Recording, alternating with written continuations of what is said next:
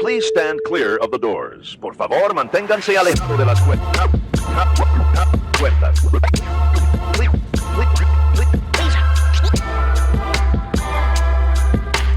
Please stand clear of the doors. Por favor, manténganse alejados. Because this here's the wildest ride in the wilderness. Hello, everyone. I'm Alicia. And I'm Nathan. Welcome to episode 175 of Adventures and Mousecapades. This week, we're talking about something that I saw in one of my Facebook groups about a lady and her husband who are doing a road trip to Disney. Just the two of them. And surprise, surprise, their 17-year-old daughter was in the car in the back seat, hiding, so she could go to Disney too. Mm-hmm. There are some additional details. People were like, how did she hide in the car?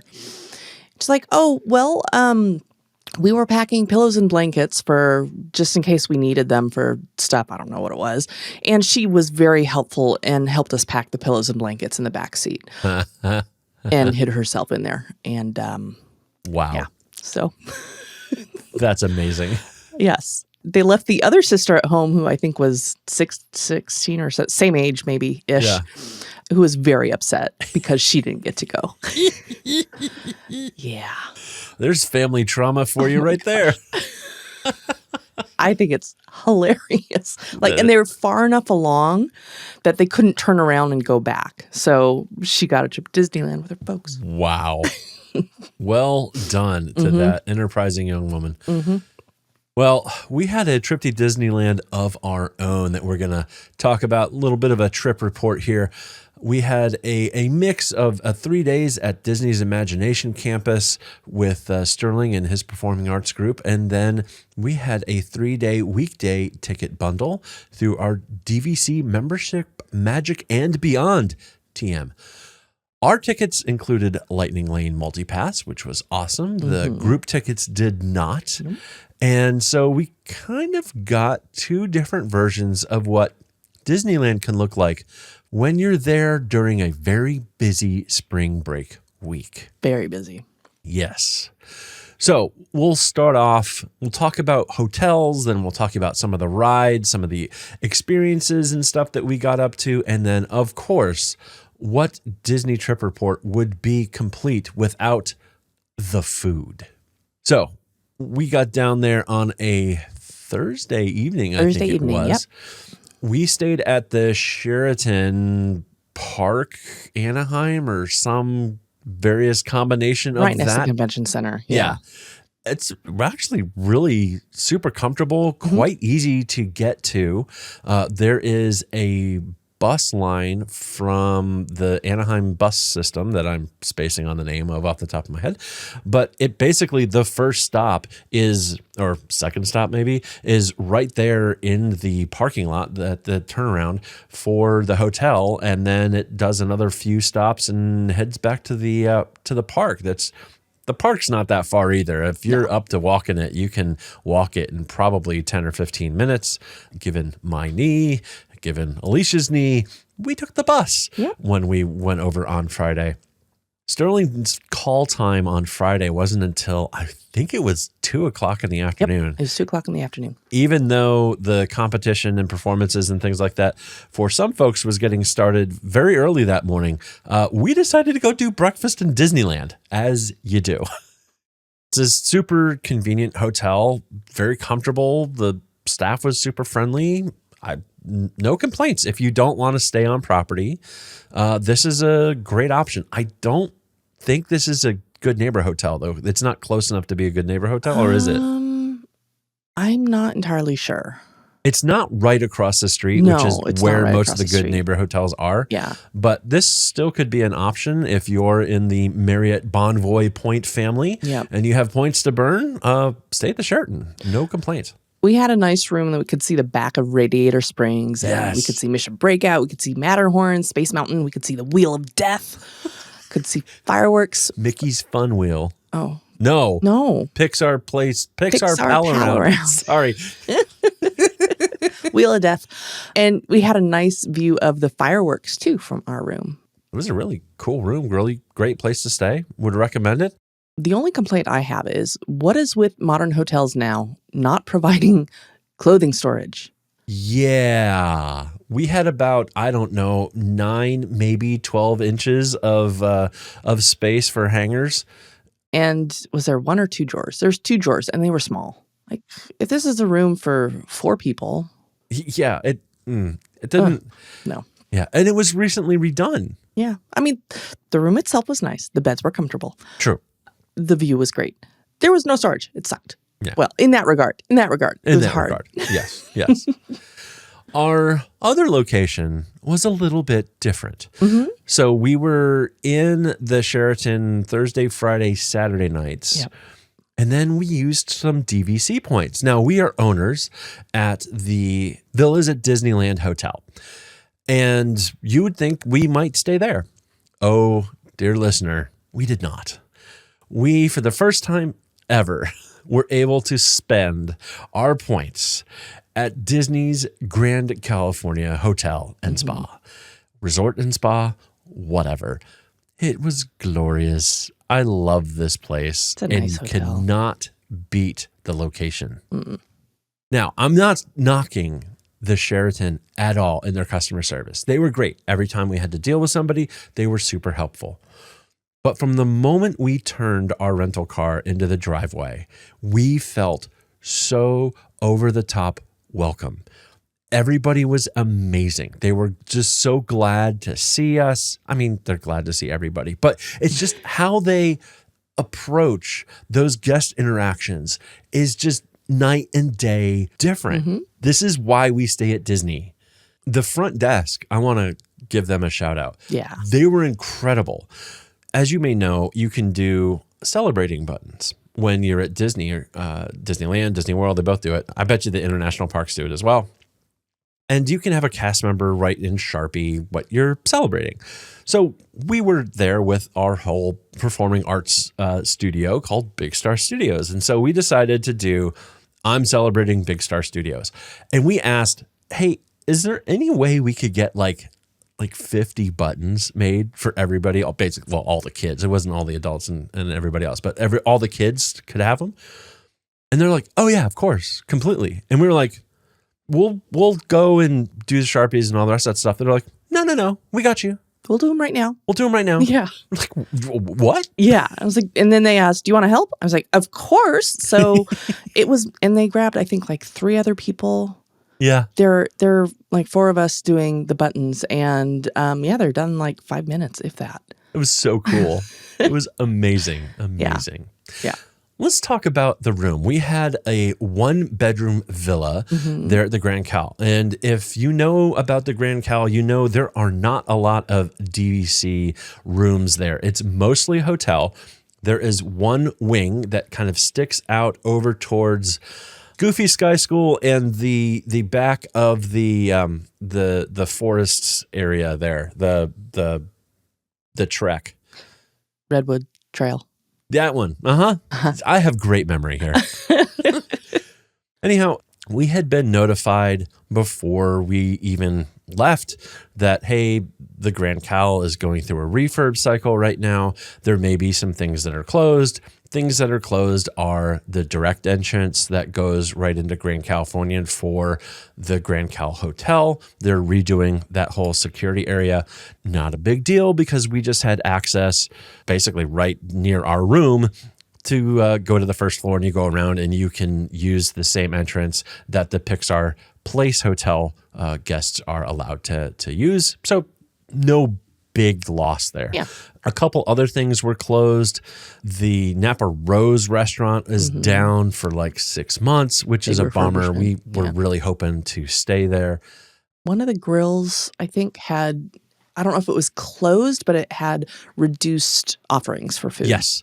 And I think the character breakfast had moved into like a ballroom or something like that. It wasn't the character breakfast. It was it was like princess tea, I think. Oh, okay. Because that's usually, I think that's at Napa Rose. Ah, okay. Got it.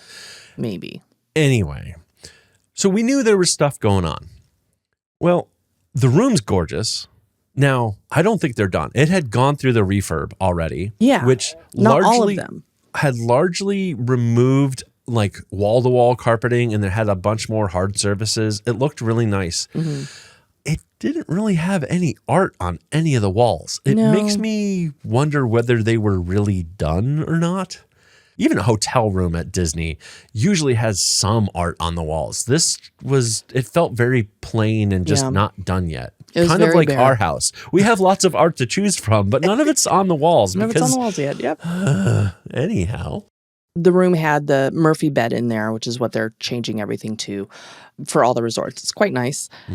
There was, I think, maybe 1 or 2 paintings, pictures, one in the bathroom. There was no like hidden Mickey or touch of Disney in those paintings at all, which is interesting because we walked through the hallways of the hotel and saw a bunch of paintings that had hidden Mickeys or the carpet did, or other little nods to Disney IP or something like that. Yeah. But there were huge like walls in the suite that didn't have anything on them. Yeah. Like I don't think they're done. I don't think they're done. I think they got the rooms back online, but they're not done. No. The big bummer Yes. was the balcony was closed. It was zip tied on one window. We couldn't get over there, or not one window, a door, and screwed shut on the other door. And not only that, but there was scaffolding outside and scrim totally covering any view whatsoever. Yes. So we did not have a theme park view. We had a construction view. Yep. Even if the windows were open, we would not have had a theme park view. Well, we would have had a Redwood Trail view, but yeah. Okay. I guess Point that's of a order. theme park. Is the Sorry. Redwood Trail? Yes, I said it's in the Okay. theme park. Yes, sorry. So that was a bummer. And they were not communicative about that. No. Now, we did later in the week talk to somebody downstairs. They were amazing. Won't go into that whole interaction and the details of it, but just suffice to say, this is why we stay with Disney, because they are incredible. They own up to things that are going on that could have been better. It was a fantastic customer service experience. Could not ask for more. But what we did learn from that is there's some opportunities for better communication between the DVC side of the house and the hotel side of the house. Because evidently they're taking the DVC wing down for refurb in the rooms floor by floor, whereas for the hotel, they're taking whole wings offline and just doing the whole stack. Yeah. And so on the hotel side of things, they're not having this outside construction impact on rooms where they're putting people in. And then there's been some scheduling, we'll call it fun, and a little bit of delays in terms of which areas of the outside of the building they're working on touching up and repainting and all the rest of that stuff. And so basically things aren't aligned in the construction schedule and in terms of what's getting opened back up. So there are some opportunities. Construction schedules are hard and they always slip. So like, I get it, but there are some opportunities for some improved communication in these shared resorts, or at least at this shared resort, between, Disney as an entity. Look, when we go and stay at Disney, and when I say we, I mean us as the public, as the guests, we don't care whether we're staying in a hotel room or a DVC suite. We expect the same level of communication and upfront expectation setting no matter what. And there's some opportunity for improvement there. Now, we had a great conversation with some folks downstairs at the front desk and felt very heard. And it was an incredibly positive conversation. Nobody ever improves unless you give them feedback, and we should all welcome feedback, but you have to deliver feedback not in a yelly, complainy, bitchy, expecting something back from that kind of way. You approach the conversation of like, hey, here's a lesson learned for you. I just want to share this experience, because while good things never happen when you yell at somebody else, if you stay silent about things, you're removing any organization or anybody's ability to learn from a mistake or from an opportunity. Like, you have to play both sides of that fence. So please be nice to cast members. If you have a concern, bring it up. Don't sit on it. Don't let it fester and ruin your whole week or your whole vacation that you've spent a lot of money on. Like, bring it up. But at the same time, do that in a spirit of respect and appreciation and thanks. And no expectations. And no expectations. Yeah. Exactly. We're going to move on to, I guess, the trip report here. We're going to do this in sections. We're going to go through all the rides we did. We're going to go through the experiences, and then we're going to go through the food. So for rides, the very first ride that we did was Big Thunder Mountain Railroad. Love this ride. You know, Yes. Alicia, I've heard it's the wildest ride in the wilderness. It is. If you have hats or glasses, best remove them. Oh, okay. There was a lightning lane snafu here. What we learned, and maybe I knew this a long time ago in a galaxy far, far away, but didn't, is my magic band was still linked to my magic key, not to the ticket that I was using for the day. Now, a little side tangent, my magic key for this week in spring break last year in 2024 would have worked. Yeah. In 2025, they added this as a blackout period. So Yep, you had to get tickets. I had to get tickets. Yeah. Oh, so you can go into the app and you can assign your magic band to a specific entry ticket. Make sure you do the right one. Yep. Now, So we all switched those over. Right. Now, also another lesson learned is make sure if you do this and you're on a Believe key and you have to use a day ticket, make sure that if you are doing a PhotoPass entry and you have PhotoPass on your magic key, make sure they scan the ticket that has the PhotoPass on it and not your day ticket, because then your photos are watermarked and you have to submit a support ticket to get that fixed. So, we learned a lot on this trip. We did. So did Big Thunder Mountain Railroad, and pro tip, watch the goat. Meh? Yeah, on Big Meh. Thunder Mountain. Like, Indeed. just keep your eye on the goat. Even when you're going around the corner, keep your eye on him, and it will, I don't know, it just adds a little extra to the ride. It's a lot of fun. We also went over and did Roger Rabbit's cartoon spin. Love this ride. My girlfriend's in it. Mm-hmm. I mean, yeah, Alicia, you were there too, but Yeah. Jessica, she's a cutie. What does Roger have to say about that? I don't really care. I have 2 paintings that you got me Mm-hmm. of Jessica Rabbit, so it's all good. They've changed her, though. Like, she has a trench coat on now instead of her regular dress. Oh, she was just in a dress before, wasn't she, in this ride? Yeah, they put a trench coat on her. It's kind of interesting. Okay, She's in a whatever. trench coat at some point in the movie, Yeah. if memory serves. Yeah, But yeah. Oh, well. She was too salacious, I guess. Okay. It's fun. This queue for Roger Rabbit, there's license plates that have little hidden messages on them. It's kind of fun to figure out what they all meant. Yeah. Also, a good note is the Municipal Agency of Garbage Identification and Collection is what's painted on all the trash cans around here. And the trash cans have sorcerer brooms on there. So that was magic, brooms. Yep. I see what you're doing there, Imagineering. Well, we wanted to try and hit Runaway Railway as well, but it was down when we got there. Yes. Around 11:10. And we were going to wait it out, which we did on some other rides on this trip.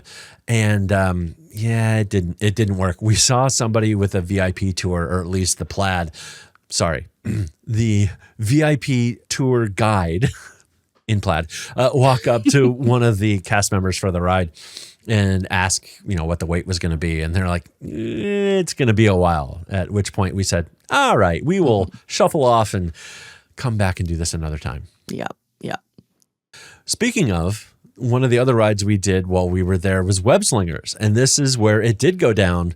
And we were there first thing in the morning and rope dropping for, I think this was one of the first days we were there. I think it was Monday. During the week, yeah. Yeah. And some other folks had tried to go rope drop this ride, and they got in and then it broke down and they had to leave. And then we went over right after we dropped all the kids off for their workshop stuff that they were doing. So we had a 3-day competition at the Sheraton, and then they had 3 days of performances and workshops there in California Adventure with Disney cast members, which was really, really, really cool for the kids. Anyhow, so we kind of just hung out and stalked the queue, and then saw them wave people over, and we were the second party into the queue. So that was awesome. We actually did really well. I think for the first time, I actually somewhat understood what was happening, and it was tracking me really well. So that was fantastic. We had over 750,000 points. Yeah. We were best for that hour. Of course, let's ignore the fact that the ride had been down for a long time, but it was fun. Anyhow, and we were fourth best that day, which had barely started. Anyhow, the Matterhorn. That doesn't matter. Yeah, what's the Matterhorn? Matterhorn. Sterling and I went on the Matterhorn. Nathan did not. No, I like my back. It doesn't bother me. But anyway. I'm happy for you. It was a 45-minute wait, and Sterling's like, let's just do single rider. I'm like, okay, that's fine. We walked in through the single rider line, got right on, and the cast member right up at the front where they pull you in. I was like, I need a party of 2. I need a party of 2. Nobody was saying they were a party of 2. Sterling's like, we're a party of 2 in the single rider line. And the guy's like, okay, come on. I'm like, oh, all right. So we both got in the same car. That's awesome. Literally a walk-on. That's so cool. So with a 45-minute wait and you walked on. Yep. That's pretty good. Yep. And then Sterling and I also went on the carousel. I don't remember what it's called. The Regal Carousel. I don't remember which prince or princess this one is. And there was a kid that was looking for their parents and quite upset that they could not find their parents. And their parents were lost. And I was actually very surprised that a cast member wasn't over there talking with them. They were in the line and just, you could tell that they were looking around. So I went and talked to them and I was like, are you okay? Can we help you? And like, I can't find my mom. I was like, okay, come over here. And we went over to a cast member and I let them know. I was like, this kiddo's parents are lost. They need help finding them. So I just kind of left them with the kiddo, and they found their dad and mom later. Awesome. So yeah. Very cool. And we got on the carousel. I was trying to get the special horse named Jingle. Did it work? No. No. Jingle is Mary Poppins' horse. Whenever Mary Poppins rides that carousel, that is the horse that she gets. It basically has jingle bells, sleigh bells all down the side of it. It's really cute. That's cool. We did get in the same row as Jingle. There was a dad and his daughter on Jingle. And I talked to them. I said, do you know what horse you're on? And they're like, no. I was like, that is Jingle. That is Mary Poppins' horse. And the little girl was so thrilled. She's like, oh my gosh, it's Mary Poppins' horse. So yeah, that was a lot of fun. Look at you making magic happen. Let's see. Of course, while we were down there, we hit Rides of the Resistance. We did fork over the $28. We did. To do the, let me get this right, Lightning Lane Single Pass. Yes. There you go. Yes. Yes. It used to be Lightning Lane Select Queued Special only once. Fancy ride. Fancy ride. Exactly. It's still a fancy ride. Mm-hmm. It turned into an anytime redemption because the ride went down. We did get a notification of that in the app, which was kind of cool. Yeah. And helped us kind of plan what we were going to do and where we're going to go. Yeah. We sat around for a while hoping that it would come back up, but it did not. We did get to see some cast members escorting ducks. That's right. When we were waiting there. A mama duck and ducklings. Yep. Yes, it was duckling season, so there were ducks everywhere. Mm-hmm. We got to ride Haunted Mansion using our Lightning Lane. It was a 55-minute wait, but with Lightning Lane, we just walked on. Maybe a 5-minute wait or something like that. We hit Hyperspace Mountain with our Lightning Lane. That was a 65-minute standby and a 15-minute wait. So a little bit of a wait there. Yeah. Nathan, have you done Hyperspace Mountain before? I don't remember, to be honest with you. I did it this time, and it's very cool. It is very cool. Yes. As we're recording, May the 4th be with you. And also with you. We got on Pirates of the Caribbean. It was a 35-minute standby, and we were on in 6. We, of course, went back and hit Runaway Railway. That was a fun one. A walk-on. When we were on Rise, circling back, we got the A show, which is awesome. Nothing was down. And most importantly, the cannons are back, y'all. Hey, they are so moving. So cool to have the cannons back. Love that. Yep. Sterling and I got to hit Tiana's Bayou Adventure. Oh, yeah. That was not go on this one. No, I did not want to, get wet. But Sterling and I planned for this. Mm-hmm. We changed into shorts and flip-flops. And it was cold. There was a cold snap the week that we were there. It was very cold early there. Yeah, it was in like the 50s. Mm-hmm. And yeah, y'all went and changed in shorts and flip-flops. And yep. Well, Sterling has not been on Tiana's Bayou Adventure yet. This was their first time on it. That's right. I was going to make sure that they got on it. So I was like, that's fine. I'll deal with this. Somebody was getting rid of their ponchos when we were going on. So I grabbed a poncho. Sterling did not want a poncho. I'm like, okay, whatever, dude. Have at it. The Tiana's Bayou Adventure in Disneyland is one person in front of the other in front of another person. I think there's 1, 2, 3, 4, 5 people in a log. It's a narrower log than it is in Florida. Yeah, it's a narrower log. Which is ironic because Space Mountain is side by side in Disneyland, but it's a single in Disney World. So, all right, they're just switched. Yep, they're just switched. We got in the log, and Sterling is in the very back. I should have taken that because I totally blocked his picture. Oh. Sterling is in the very back. They wanted to be in the back. That's fine. We got in, and immediately there's like an inch or two of water in the log, and it is freezing cold. I'm very glad I was wearing flip-flops because having wet tennis shoes would not have been comfortable at all. No. We didn't get super soaked, which is nice, but it was wet. I'm very thankful that we changed into clothing and flip-flops for this. I think that's the way to do it. Yeah, 100%. Yeah. We did Jungle Cruise.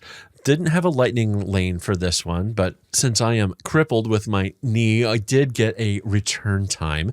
So I didn't have to stand there and wait in line, which was nice. It gave us enough time to go off and sit in the tiki room for a little bit and enjoy a show there. Always, always love the tiki room where the birds sing words and the flowers croon. Mm-hmm. In the tiki room. Anyhow, then we went back to the Jungle Cruise and we had an absolutely amazing skipper. Skipper Brian. Skipper Brian was great. Was so good. Now, this is the first time that I have gone on the Jungle Cruise since I got hearing aids back in December. And for years, I will say, I was really, really struggling to understand what the skippers were saying at all. It just, I couldn't, I heard a lot of, right, but there was nothing discernible. Yeah. And I could understand what he was saying. It was like night and day. I loved it. So all that to say, if you or someone you know is struggling to hear and to understand, just bite the bullet. Just go get your hearing tested. If they say, hey, you could do with some assistance, go get it. Man, it's life-changing. You too can understand what they're saying on Jungle Cruise. Skipper Brian also did sing somebody on our boat the birthday song. And this is our very, very favorite version of the birthday song that we learned on Disney Cruise Line. Alicia, do you want to sing it with me? Sure. This is your birthday song. It isn't very long. And then there's a second verse. This is the second verse. It's shorter than the... Yep, it's just the best, canonically best birthday song that's out there. It's good. Yep. Next park, we did a lightning lane for Soarin' at 3 p.m. Actually, I changed it. I did a lot of fiddle-faddling on lightning lane stuff and changed it to 5 o'clock so we could chill in the room for a little bit. Yeah. It was a 55-minute standby when we got there, and it was a 10-minute wait for us. Not bad. And Nathan and I did Guardians of the Galaxy Mission Breakout. Sterling Loved was this. not wanting to do this one. No, he was That's not. okay. It's all right. Standby for this was 80 minutes, and we were in line for about a half hour with Lightning Lane. Yeah, the Lightning Lane clearly saves you a lot, but the Lightning Lane queue was absolutely full when we were there. And then I forgot how long the line is post the pre-show. Yeah.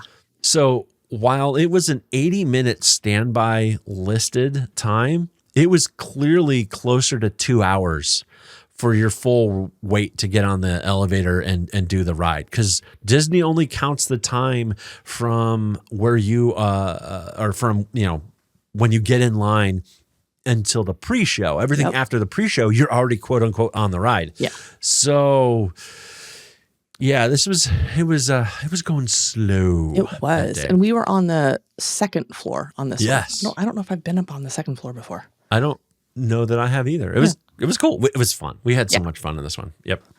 We also did Radiator Springs Racers, and we did do a lightning lane for this one. Sorry, a paid lightning lane for this one. Yes.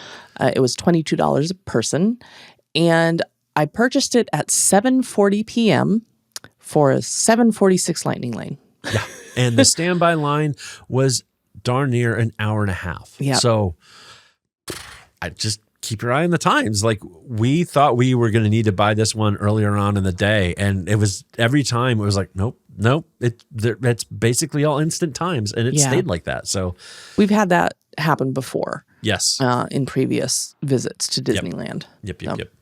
I think the rest of these were you and Sterling. Yes. Sterling and I think you were... I was done. You were done. Yeah. Sterling and I hit a few late night rides. We went and did Big Thunder again. It was a 45-minute standby, and we walked right on. We did Haunted Mansion again.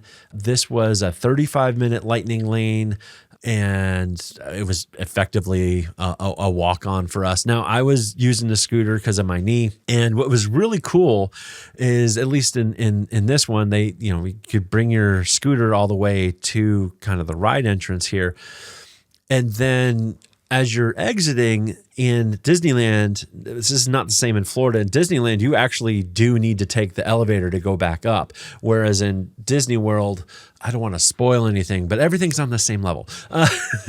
So here you had to take the elevator back up. And that means you bypass where you see like the ghost going, hurry back, all the rest of that stuff. They play that in the elevator, the accessible elevator on the exit, as you're going from the lower level up to the regular level. And it was so cool. Like, Sterling and I were like, oh my gosh. It was awesome. Space Mountain, we went to go ride that as well. Unfortunately, it went down about a couple minutes before we were get on, so that didn't work out. We did get a redemption back for that, of course, but it was like 11:15 at night, and so we went over and closed out with Runaway Railway, and it was a walk-on for Lightning Lane. It was a walk-on for the regular queue as well, but at least with the Lightning Lane, it was a straighter shot. You didn't have to take as many turns. There you go. Yeah. All right, so we'll talk about some of our experiences here on this trip. Like we said earlier, ducklings were everywhere. It was so cute. And just a reminder for everybody, these are wild animals. I saw so many kids almost get bit, and so many parents like completely clueless of like, maybe, is it a problem that little Billy or little Jill is going to go over and try to pet the duck? Yeah, it's a problem. Yeah.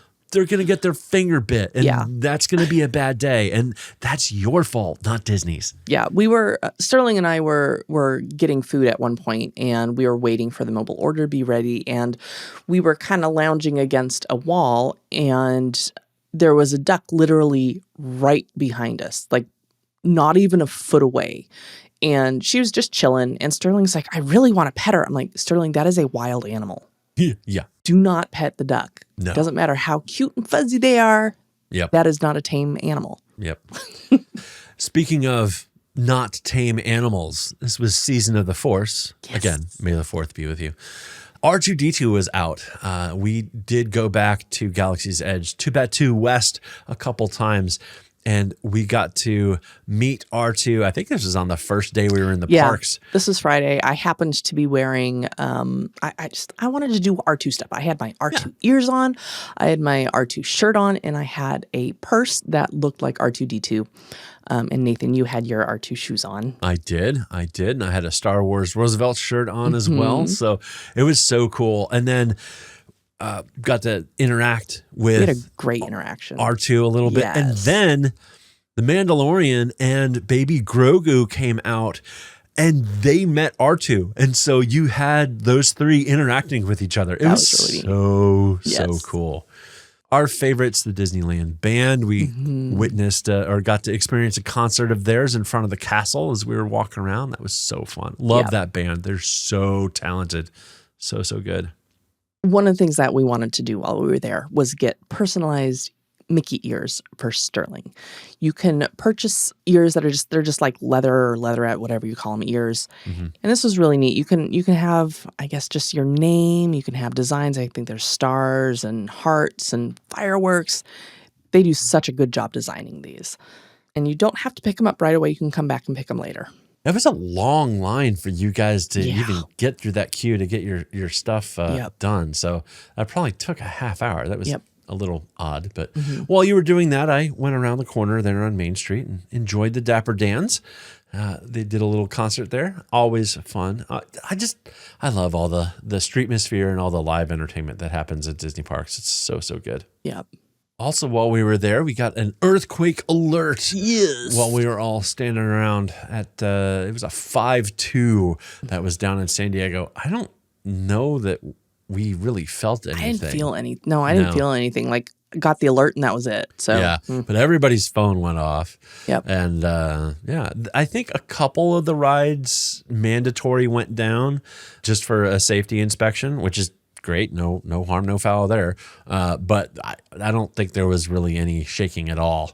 And I don't think every ride went down. I would imagine that some of the rides are probably more based on actual shaking happening before they trigger some downtime. But some of them, they're if the alert goes off, they do an inspection. Yes, indeed. We also, as part of the California Food and Wine Festival, got to do a mixology tasting. We got two of these, actually, because I messed up on tickets. And we did two of the exact same mixology and got a lot of tequila. And oh, no. Oh, no.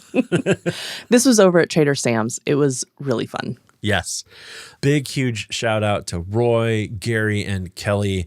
They were our bartenders and assistants as we made a tequila drink. And it was so good. And they're so fun. Yeah. It was really neat talking to them. They have locals who live in the neighborhood who will just walk over. That is like their local bar. Even if it says it's going to be, an hour or an hour and a half wait time, the advice from the bartenders is just put your name on the list. Yeah. It may not be that long. I will also note that does not mean that you will get a spot inside. Right. Because they do have outdoor seating for stuffs. You'll still get food and drinks. You just won't get the show. Right. As we're going through all of our experiences, it would be horrible if we neglected to mention our son, the star of the show, performed on stage there in the backlot stage over in the Hollywood area of Disney's California Adventure. Yeah. That was really, really cool to have Sterling have kind of my experience, or a version of my experience, where I was in high school marching band and got to do the parade. This is their ability to kind of do something similar and be on stage and perform at Disney. So good memories being made there. Yeah. One of the other things we got to see was Shadows of Memory, a Skywalker saga. This was a projection show on the spires of Black Spire Outpost, kind of behind Millennium Falcon. And this was really neat. I really enjoyed this. Yeah, there's a ton of stuff going on with Season of the Force. and Star Wars, all sorts of fun stuff. It was so amazing. We got to see this projection show a couple times while we were there, and it's just so well done. It is. Think of the projection shows that you've seen against the castle or on buildings at Main Street in Florida or California, or even in California against the Small World. It's a Small World facade.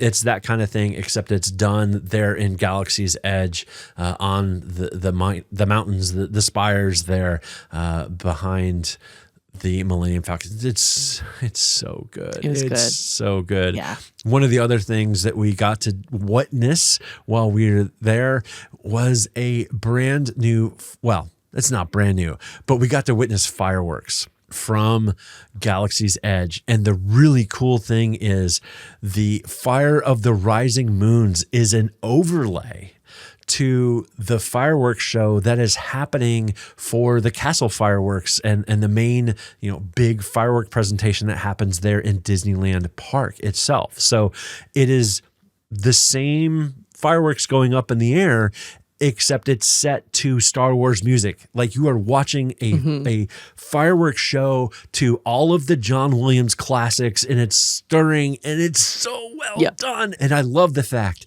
that depending on where you are in the park, you get a whole different experience out of the exact same fireworks show. It's so well done. It is well done. Kudos to Imagineering and whoever had that idea.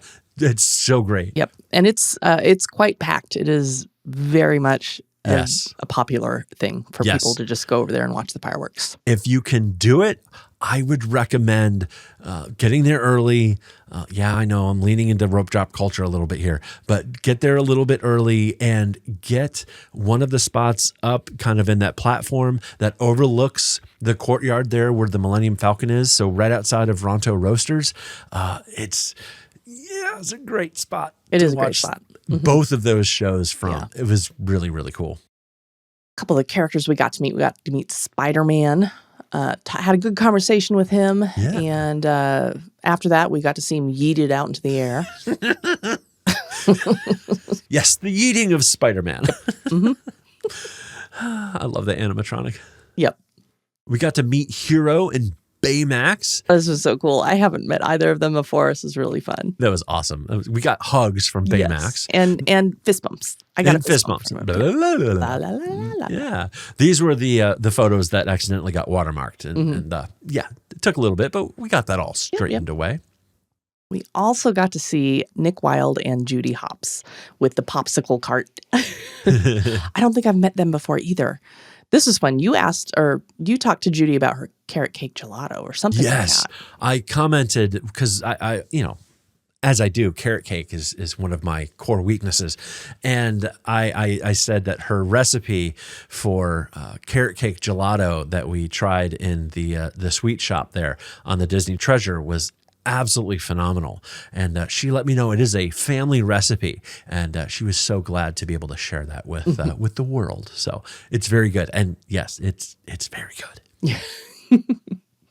One of the things I also wanted to talk about, I mentioned it a little earlier, is just all the streetmosphere that's here in Disney parks. And I wish they would bring more of it back, especially in Florida. They've brought most of it back in California, but they're still not doing everything, especially over in Hollywood Studios there in Florida in terms of streetmosphere. But the citizens of Hollywood are, or whatever they're called there in California, we're back at DCA. I got to talk with Donna Lynn and her dog Lady. Donna Lynn, just so you know, everybody, is the uncontested mayor of Hollywood. She absolutely loved my Aulani shirt that I was wearing. And just so you know, Lady is a very friendly dog. There are lots of dogs in the Disney universe, and sometimes little kids get a little scared of the big ones, Goofy and Pluto. They can be very intimidating to your little. Lady is pint size. She is, easy to kind of hold in your arm, if you will. Wink, wink, nudge, nudge. And loves being able to interact with the little kids and maybe get them a little bit more comfortable around some of the Disney dogs. She also recommended the Craftsman Bar back over at the Grand Californian for drinks and snacks. So that's absolutely fantastic. And yes, 100%. The Craftsman at Grand Cal, when it's operational, it wasn't because it was down for refurb. But anyhow, 100% love it. Also got to speak a little bit with Officer Blue. He loved my R2-D2 shoes, and he launched into literally 2.5 minutes straight of Star Wars puns. Nice. Speaking as a aficionado of dad jokes, I was in awe. It was amazing, and I loved every single second of it. He had overheard Donna Lynn, the mayor, giving me a recommendation and for drinks or food snacks. So he recommended the Obi-Wan cannoli over at the food court at the Darth Mall on Imperial Way. So, Very nice. Very nice. And it's not just the folks who were there to be, the characters of Hollywood, the citizens of Hollywood. We got to talking to a cast member named Scott, who's just starting out his Disney career. We noticed that he was swapping out trash cans there on, I forget what it's called, Hollywood Boulevard or Sunset or whatever the main drag is. Yeah, we were over by Elias & Co. Yes, that's right.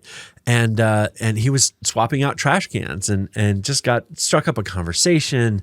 And he let us know that they actually roll through a complete strip and refresh of all of their trash cans at least once a year.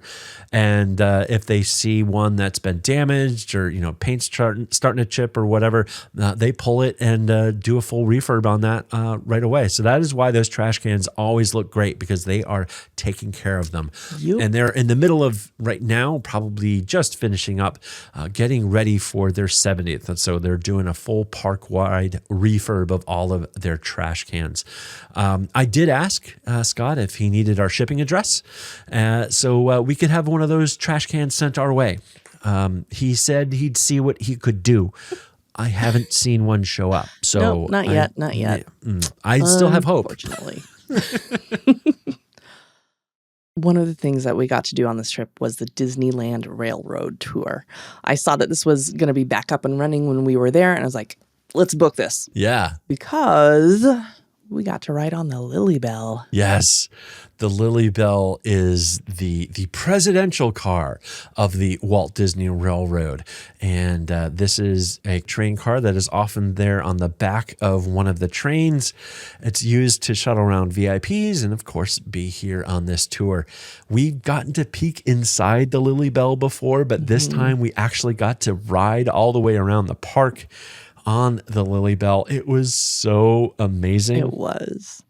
Lillian, Disney, Walt's wife, actually got to help decorate the car and specify what all was going to be in there. And it is really decked out in the Walt, and let's be frank, Lillian style. And it's very much like what we see in their apartment there above the fire station at Disneyland. It was so cool. As a Disney nerd, there was a lot of stuff in there, and we're like, oh, this is cool. Yeah.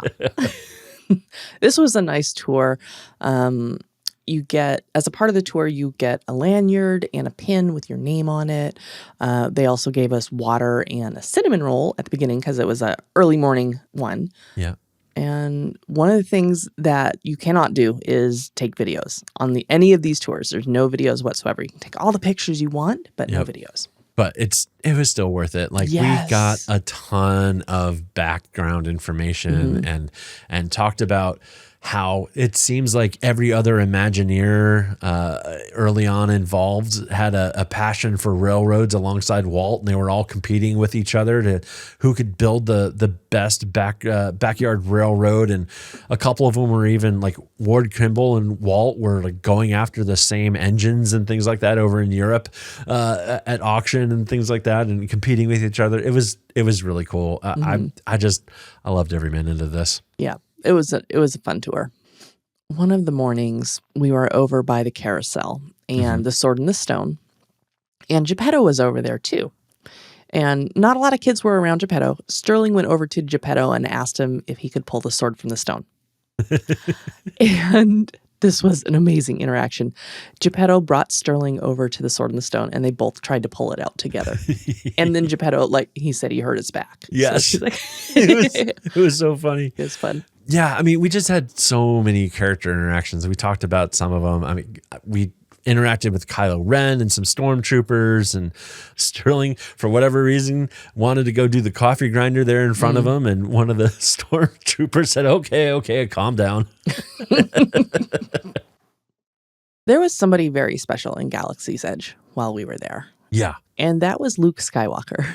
For the first time in forever. Yes. Quite literally. This is the first time that Luke Skywalker has been in Galaxy's Edge. I love that Disney has relaxed their timeline for Galaxy's Edge. When this first launched, they were like, nope, this is exactly when it is in the timeline, and those are the only things that will ever be there. And that has gone out the window, and thank you. I am as old as Star Wars. It came out a couple months before I was born, and I grew up with Star Wars. And being able to meet Luke Skywalker, and he had R2 with him, wow. That was really cool. I have goosebumps, and I think I just got something in my eye just thinking about it. As a Star Wars nerd who can remember my Return of the Jedi lunchbox in school.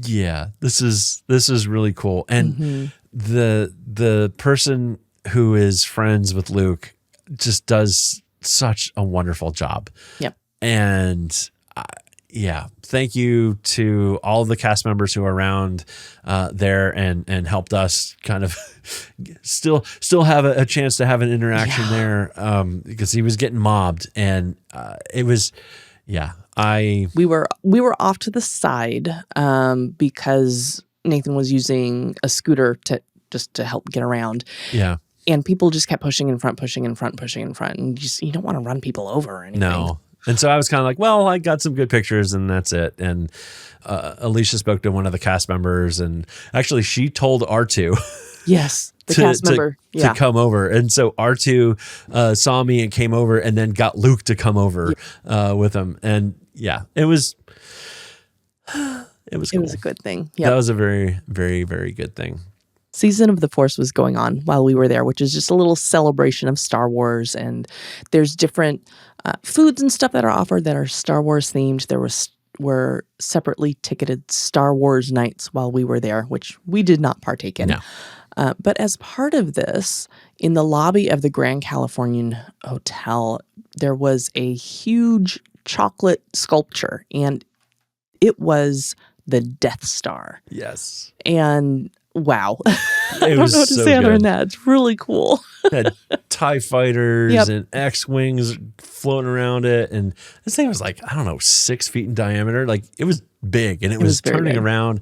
It was lit. Like the trench in the middle was like glowing blue, and oh, it was so well done. It's like hundreds of pounds of Rice Krispie treats and puffed rice cereal marshmallow treats. Yes. and chocolate, and it was cool. It was very cool.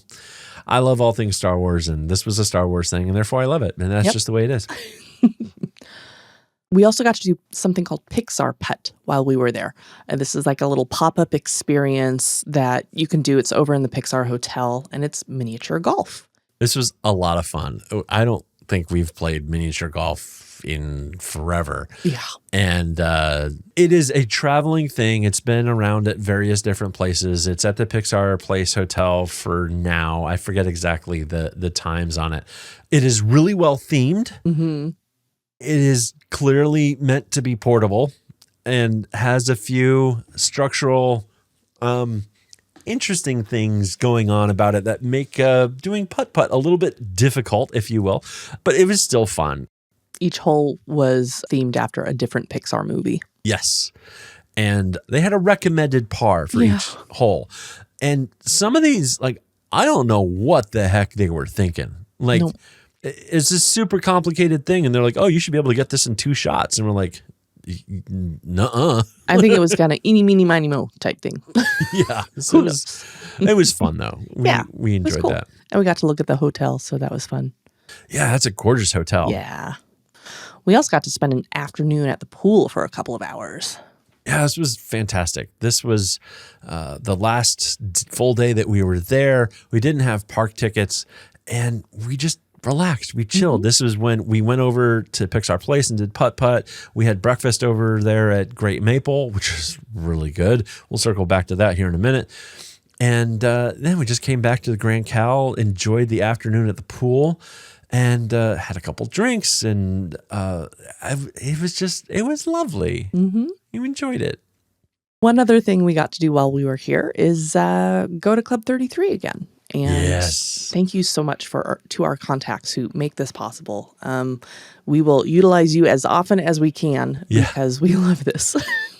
Yeah, it is such a special privilege that we have to know a few people who can get us into 33 if they so desire to bestow on us the great honor that it is to go to 33. And Club 33, if you don't know, is an exclusive members-only club there at Disneyland, and it has a version of that over in Disney World as well. And at least at Disneyland, club members can make a reservation on your behalf to dine in the Grand Salon. And this is, depending on the season and everything, a 4 or 5 course meal. And it's steeped in the lore of Disney. And it is just... this is a bucket list thing for many people. We were blessed to have some friends down in Disneyland with us, and we got Four Top for dinner. This was their first time to go to Club 33, and being able to relive that experience for the first time through their eyes was really something special. Yeah. It was a great evening. If you ever get a chance to go to Club 33, please do avail yourself of that opportunity and budget for not just a rather expensive meal, but you're going to want to spend a lot of money on merch. Yes. So you're just plan ahead, budget ahead. So there was an overlay for 33 while we were there. This was an Indiana Jones overlay. It was Spring into Adventure, celebrating the 30th anniversary of the Indiana Jones adventure. There's a photo op with the stone boulder there. Yeah. There were vines all over the Courtyard of Angels there, and boxes that had all sorts of little Easter eggs. Yes. It was cool. There were skeletons and skulls, and yeah. They do so well at 33. They do. And Alfred is the vulture that is on a grandfather clock inside the doorway once you get in there. And Alfred had a fedora and a little tiny whip. Really cute. Oh, Disney, don't ever change. Well, the food there was really good. Should we talk about food? Let's talk about food. All right. We'll talk about some of the highlights. I mean, you can't go wrong with pretty much any food at Disneyland and that whole resort. It's just like the food's just better than Florida, y'all. It just is. Yep. We started off when we got over to the Grand Californian. We had lunch, just Alicia and I, at the Hearthstone. It's so good. We got like a kid's meal. It wasn't a kid's meal, but it was like kid's meal food. Yeah, I got a Parmesan crusted grilled cheese sandwich and an old fashioned. And I got the chicken breast tenders and a rum drink. It was just it was very good. Yep. It was so good. Yeah. We got to have dinner at Carthay Circle while we were there. Wonderful, wonderful server. Gave some great recommendations to Nathan for wine. Yes, and took them up on it and knocked it out of the park. Yes. It was also the California Adventure Food and Wine Festival while we were there. We always seem to hit these food and wine fests at Disney. I'm fine with that. Yeah, exactly. I mean, what a coincidence. Yes. Huh? California Adventure has something called a sip and savor pass where you can basically buy food ahead of time. It's like a little, what would you call it, coupon type thing? Yeah. The Sip and Savor Pass has 2 options. You can get a 4-pass option or an 8-pass option.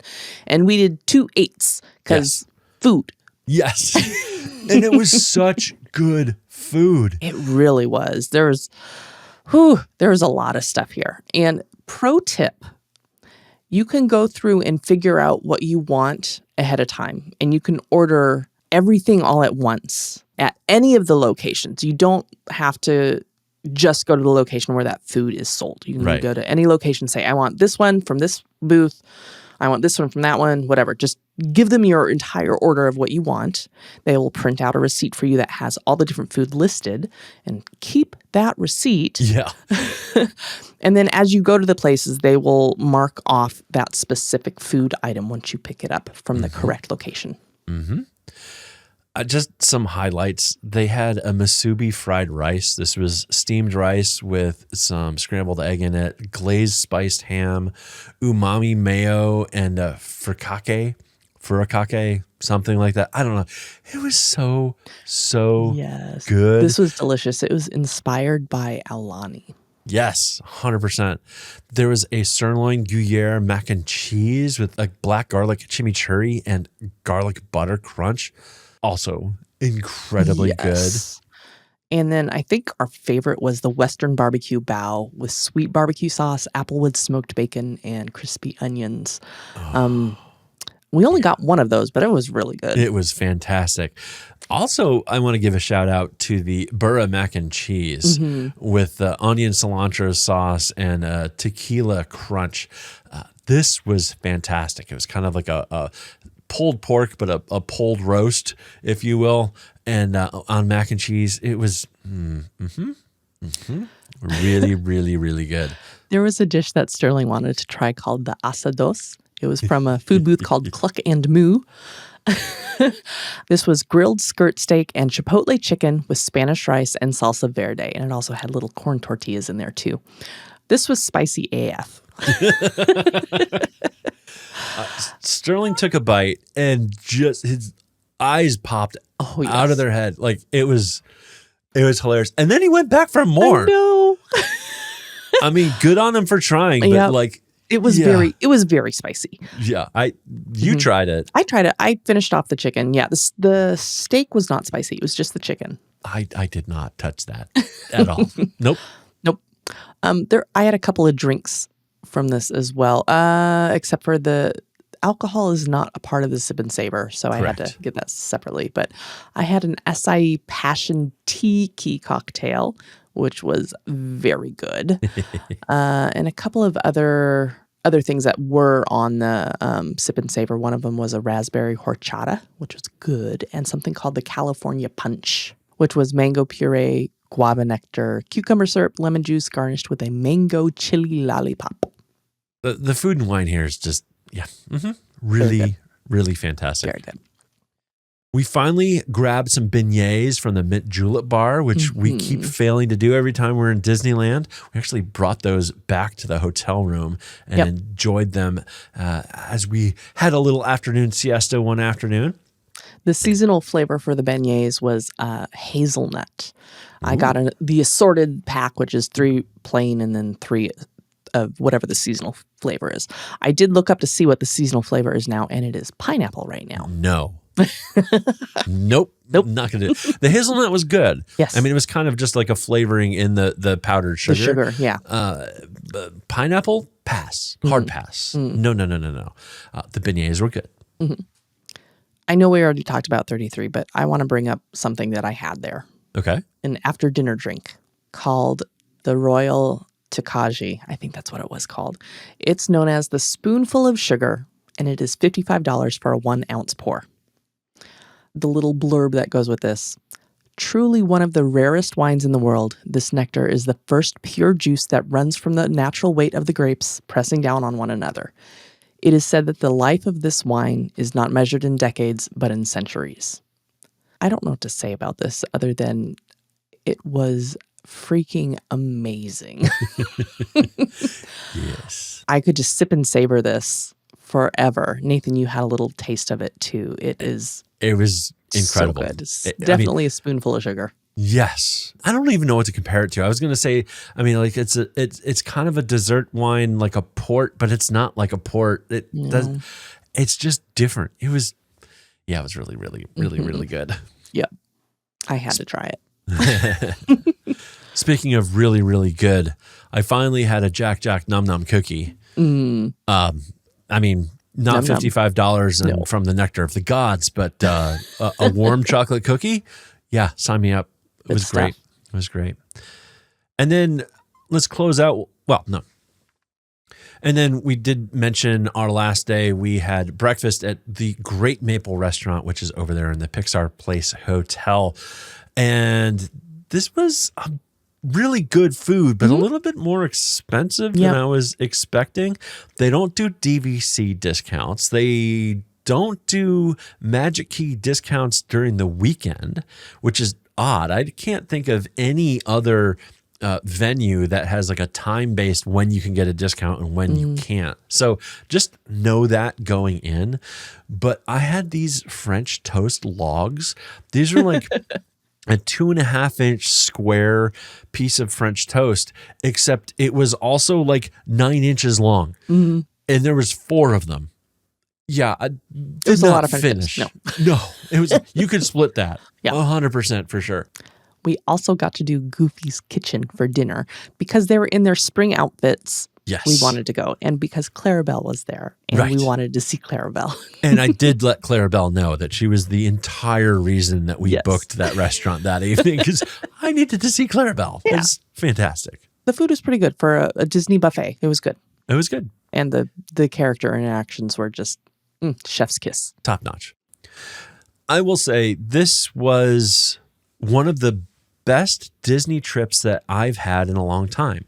And I don't mean that to say that I'm throwing shade on some of our other experiences, but this actually to me felt like a vacation. I came back actually recharged. And I think a lot of that has to do with the fact that, we've been to parks a bunch. So there wasn't anything necessarily new. And we were okay. We were there for a week. We had 6 days worth of park tickets, and we had this attitude of like, whatever happens, happens. We didn't have this long to-do list or must-do list. I took a nap like almost every afternoon that we were there back in the hotel. It was relaxing. It really was a vacation. I loved being there and just being there for the vibes. I'm looking forward to doing our cruises that are coming up. We have a cruise late this year. We have one early next year. They're both on the Magic. We've been there. It's a smaller ship and just relaxing. Like the parks vacations are great, but typically we were go, go, go. And then with the Treasure, we were all about wanting to experience everything that was going on that ship. And yeah, this was a much needed actual vacation. It was a vacation for you. I didn't have that same experience. And I think it's just because the parks were so crowded. Yeah. I just wasn't able to relax like I wanted to. We did have some downtime, so that was good. Yeah. It was also cold. Yeah. Well, but which was good because it was overcast for That's true. like more than half of the days that we were in the parks. And we weren't worried about getting sunburn or being too hot and true, having that energy sapped from us. So I think just the amount of people. yeah, it's taxing on busy seasons. It was very, very busy. Yes, it was on the touring plans site. Like we were in 9s and 10s at time, and 100% agreed. It was busy. The only reason we did this was because of Sterling's performing arts thing. I don't believe we would do a spring break trip in the parks unless it was for something like that. Yeah, agreed. I'd much rather do a cruise during spring break. It's still going to be busy, but it's a different kind of busy. Yeah. Yeah, I was talking to somebody who has a little. She's 3-ish years old now, 3.5. And they're thinking about going to Disney either in the fall or in the spring for her first trip. And they were wanting to know, like, need some tips on what to do and what not to do. And I was like, well, what you don't do is go when school's out. Yeah. Like that is the number one thing. Like you don't need to worry about school schedules right now because your kids are not in school. And so go when everybody else is in school. Yeah. That's time to do it. Yep. Well, I hope you liked listening to our recap of our spring break trip. We had so much fun. We did indeed. And please remember, we are not affiliated with Disney or their subsidiaries. These are personal opinions and suggestions based on our own experiences. We recommend working with a travel agent or contacting Disney directly to plan your perfect vacation. If you have any questions or suggestions or would like to be interviewed on our show to share your own Disney experiences, please send an email to podcast@ourmousecapades.com. Go ahead and follow us on socials. We're at Our Mousecapades. You can find us on Instagram, Facebook, Threads, and YouTube. If you could, please give us a rating and review in your podcast app. It really helps people to find us. And it's just a nice thing to do. Absolutely. And it helps us move up the rankings. We got an email this week that we are actually number 44 on Disney podcasts. Now, I don't know where that is coming from because there was a bunch of Disney podcasts that I follow that weren't on that list. So whatever, I'm still going to call it. We're number 44, y'all. Yay. Anyhow, yeah, give us a rating and review. Don't hesitate to share us with your friends and fellow Disney lovers of all ages. We really love getting out there, getting in your ears, and building this little community. Thank you for listening. We'll be in your ears next week. Thank you for flying Star Tours. Bye-bye.